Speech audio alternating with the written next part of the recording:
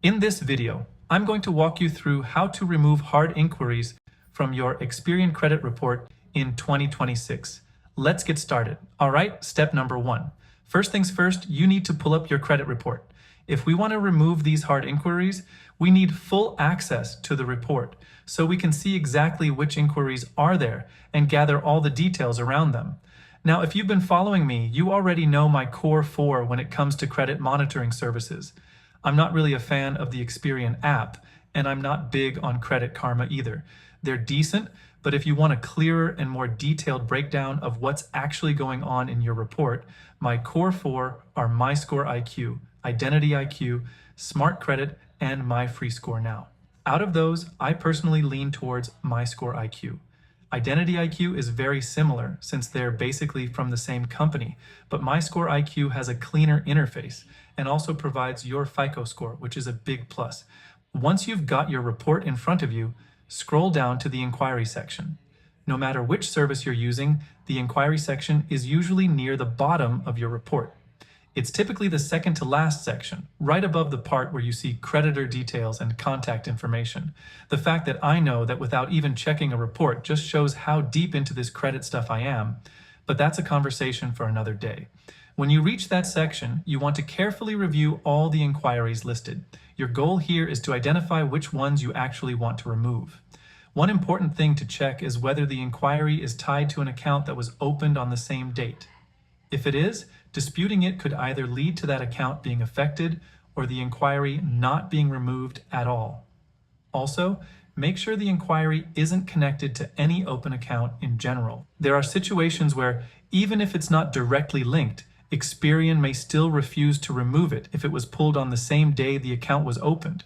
And of course, if the inquiry is genuinely tied to an account, the last thing you want is to accidentally mess with a valuable credit line, like closing a high-limit card you just opened because you weren't careful. So take your time here and double-check everything. Now let's say you've identified a few inquiries, maybe 2 or 3, that don't fall into any of those categories. You're ready to move forward. Next step, you're going to call Experian.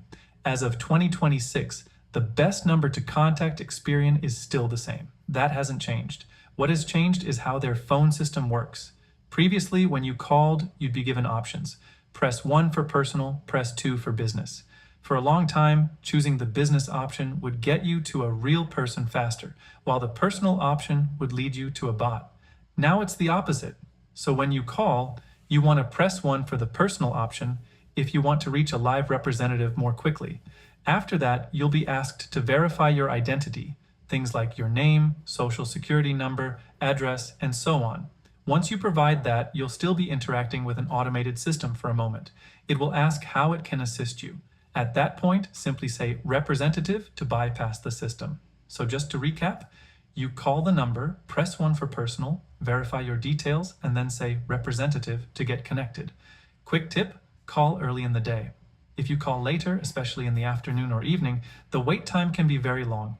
From experience, it can easily stretch to over an hour, so save yourself the headache and call as early as possible. Now, once you're connected, your goal is to reach a specific department called Special Services.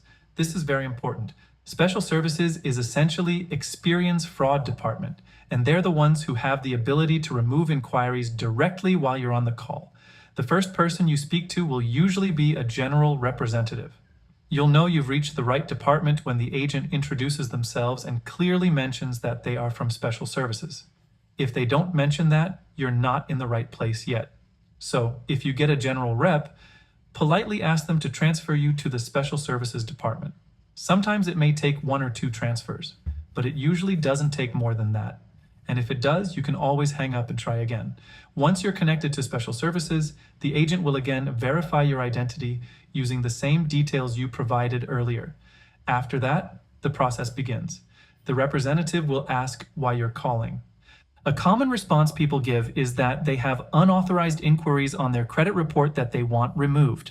From there, the agent may ask follow-up questions such as whether it's a case of identity theft or if you want to place a fraud alert on your account. These are standard questions, and how you answer them is entirely up to you. Just understand that they are part of the process. Next, you'll be asked which inquiries you want to dispute.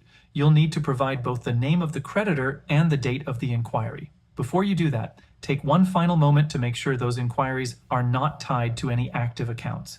Even though the representative may check, it's always better to confirm on your end as well. Once you provide the details, the representative will go ahead and process the dispute.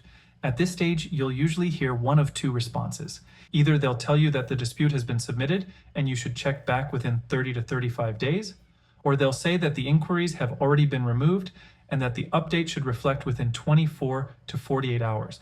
Even though those responses sound different, they often lead to the same outcome. In most cases, unless they clearly tell you the request is denied, which is rare, you can expect the inquiry to disappear from your report within 24 to 72 hours. After the call, you can monitor your report for updates. Sometimes Experian will notify you once the change is made, or you can manually check to confirm. If for some reason the inquiry is still there, don't stress. Simply repeat the process. Call again, reach special services, and go through the same steps. One last thing, regarding fraud alerts and identity theft questions, different people handle this differently. Some say yes, some say no, depending on their situation. Use your own judgment and answer based on your circumstances. And that's the full process of removing hard inquiries from your Experian credit report in 2026.